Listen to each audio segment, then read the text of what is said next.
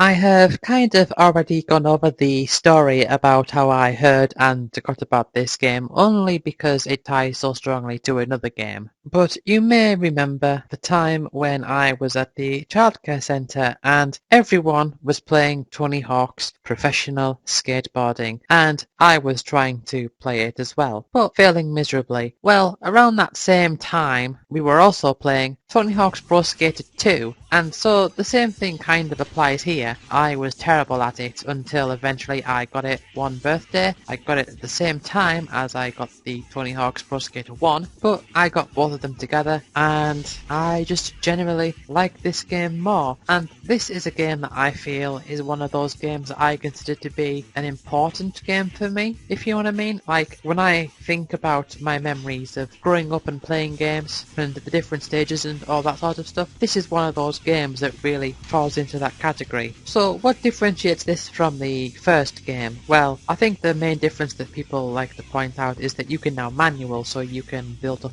large chains of tricks and build up loads of points that way by building up a large combo. But for me, it was more than that. See, what really drew me to this particular game over the first one is the park editor, and I really liked this park editor, and I had so much fun with it, and I spent so long making all of these different skate parks. I remember my favourite setting for the skate parks, because you could choose between different themes, but my favourite setting for the park editor was the generic outdoor at night, because everything felt really nice and clean, more so than like the warehouse and all that. It just felt a lot nicer. But also one of the things that I really liked about this game was the music. This game introduced me to my favourite band, Bad Religion, and it also introduced me to Millencolin and Powerman 5000 and even other bands that I never really got into. I still really did get into a lot of the music, such as the Dub Pistols song, was Papa Roach there, Swingin' Udders, Consumed, Lagwagon, all really good songs, and I really liked it. Now, if we're going to talk about career mode, what makes this different from the first one is that instead of having just 5 goals per stage, you actually have, well, more goals than that, but also goals worth different amounts of money, and you get the money as a reward for successfully completing those goals. I know there are some people that say that Tony Hawk's 3 is just the best of the original 3, but I have to disagree. I have to say that 2 is the best. Also, this game introduced the whole creator skater thing, and so I remember it would take up like 1 memory card slot to create up to 4 skaters, and so I remember there was one time where I had like a memory card dedicated just for the different skaters that I made, because I wanted to give them all the different like styles and techniques, and I remember really having a lot of fun creating, I think it was like 32 skaters I made in the end. And also what I kind of touched upon when I was talking about Tony Hawk's 3 is that I really liked how each of the characters felt unique with their own abilities. Like, it wasn't just the vert skaters use cannonball, the street skaters use indie. And also they had the all-round category in this game, so you had characters who were equally proficient at both street and vert skating. Although saying that, the only 2 skaters that fit under that category were Bob Burnquist and Steve Caballero, and for some reason they decided not to include Bob Burnquist in Tony Hawk's 3. I'm not sure why that is. So yeah, out of the first 3 games, this is certainly the one that I enjoyed the most. Just the one that I got into. It really did polish up the ends, I suppose is the saying. And just the amount of time that I spent playing this game. A lot of that time being time spent creating different parks. And I remember at this childcare centre, I became known for making really good skate parks. So that was something I was rather proud of. But yeah, you've got the career mode, and so you earn money by completing the goals. You can also collect money if you can find it, which is itself one of the goals, and you spend that money to buy stat upgrades, which gets more expensive over time, but also you use it to buy different tricks and all that lot. I actually tried to avoid getting stat upgrades because I generally found that I didn't need them, and I also felt that if I was going to play multiplayer with anyone, then I would rather it be a fair game where each character has their starting stats. And of course I have to mention there's the secret characters such as Officer Dick and Spider-Man, and you've got that secret level as well, Skating Heaven. That was quite unusual. But yeah, I really did get into this game.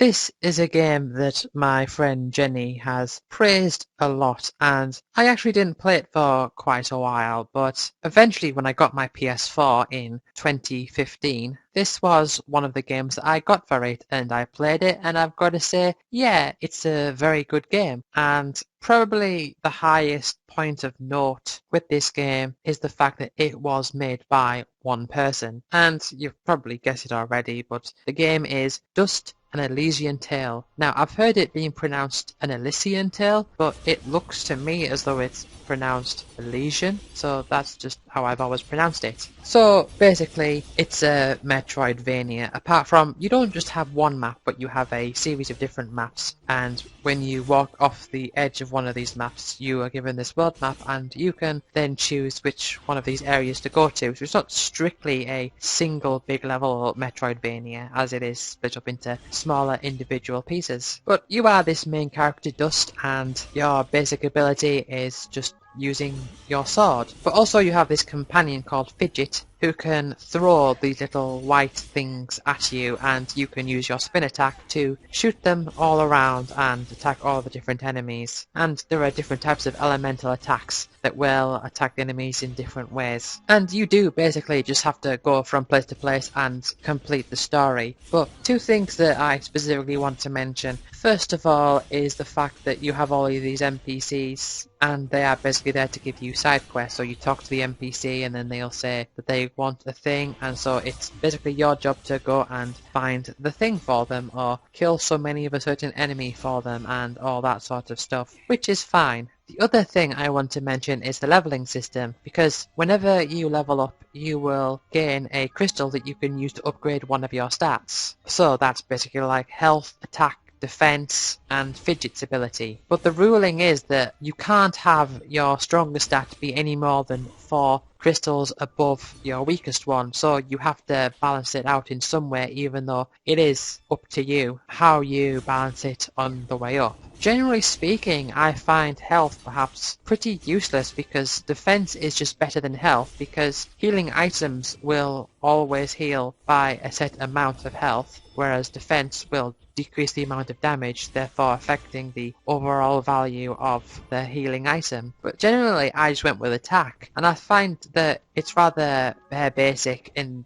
it's not something that requires a lot of thought really. But you do get equipment and all that sort of stuff, so there is an element of thought there. And I did find myself needing to do a fair decent amount of grinding, which I am fine with. I don't have a problem with that. But the leveling is quite extreme in that if you're under-leveled, you will level up quickly, and if you're over-leveled, you will level up slowly, to a higher extent to what you would normally expect from a regular RPG. But I did find myself running back and forth in between a room and just smashing away at enemies so that I could get all that money and all that experience. You also progress the game by collecting these different coloured keys that will unlock different paths for you to go through, so that's how you can make use of backtracking. And also scattered around the map you will have all of these different hidden items and different challenges. So there are these treasure chests which will require keys to open, and you'll have to do a little button pressing minigame to open the chests, and they will give you some items. But you also have these challenge arenas where you'll be presented with a challenge and you have to complete it in the best time possible. Now for me, this is perhaps the hardest part of trying to get the platinum for this game, because some of these challenges you have to be very specific. So for example, the slide ability that you get, and yeah, it uses abilities as a sort of Metroidvania type thing as well. So for example, you can't slide through things until you get the ability, but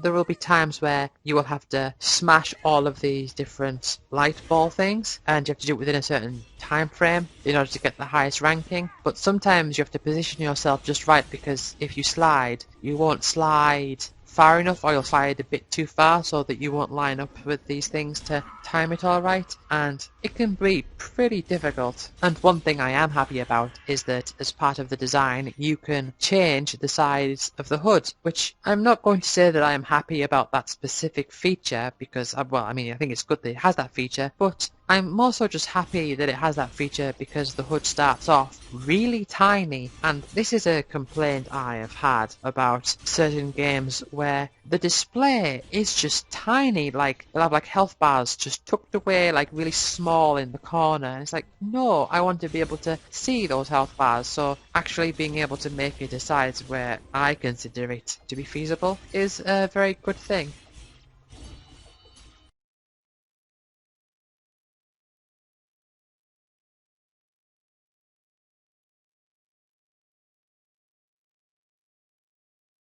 So, surprisingly, I didn't get this game on the day of release. For some reason, there was something telling me that I should perhaps lower my expectations for this game, and I did, and I can't really explain as to why I did that, just that I did that. And whilst I certainly do like this game quite a lot in terms of games overall, there are quite a few things about this game that I felt really felt short, or rather they fell short, not that they felt short, they fell short. But I did eventually get it on the Xbox 360, and later on down the line I got a cheap second-hand version for the PS3, and this game is Final Fantasy 13 2. Now, I do have quite a lot to say about this game, but I know that some of it is going to sound really negative, and it's going to be really hard to frame it in terms of how I'm ranking it this high whilst I'm speaking negatively, but at the same time you have to consider the context here, because there are certain problems and certain things I want to sort of nitpick out of this particular game. But I'll explain how the game works in general. The way that battles work is you'll have your two characters, you'll have Sarah and Noel, and you'll have a third character slot which is filled by a monster. And the two main characters and your monster can be one of 6 different battle roles. So that's Commando, Ravager, Medic, Sentinel, Saboteur, or Synergist. So Commando and Ravager are basically your attacking style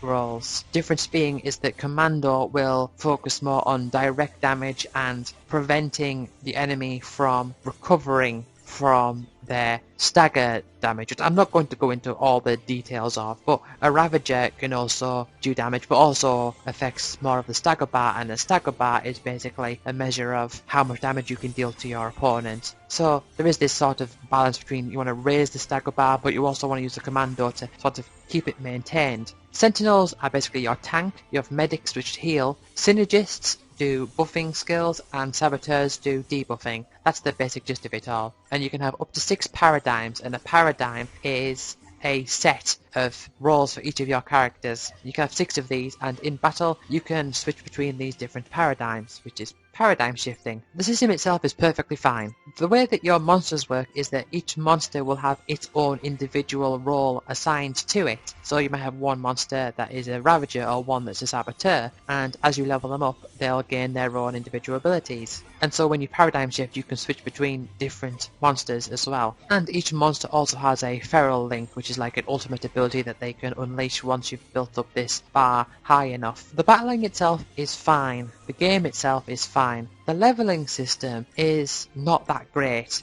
Basically, you defeat enemies and you get CP, which is your Christian points, and you can spend that to upgrade your different roles. And the amount it will cost to upgrade a particular role is based on how many levels that character has total. So if you build up like loads of Commando, then Ravager and Sentinel are also going to start getting more expensive as well because you spent all that much on Commando. And you learn different abilities, like different elemental attacks for Ravager, or different types of curing or tanking skills with Medic and Sentinel as you go through these different levels and you level them up. And the ordering of these abilities is really linear, so like Noel will always learn a certain elemental attack at stage something on Ravager, and will always learn this other elemental attack at this higher stage of Ravager. But the thing you need to look out for are these large crystals on the way, because the Crystarium, which is how you level up, it cycles through small and large nodes, and the large nodes will give you extra bonuses based on what level you gain on that node. So if you give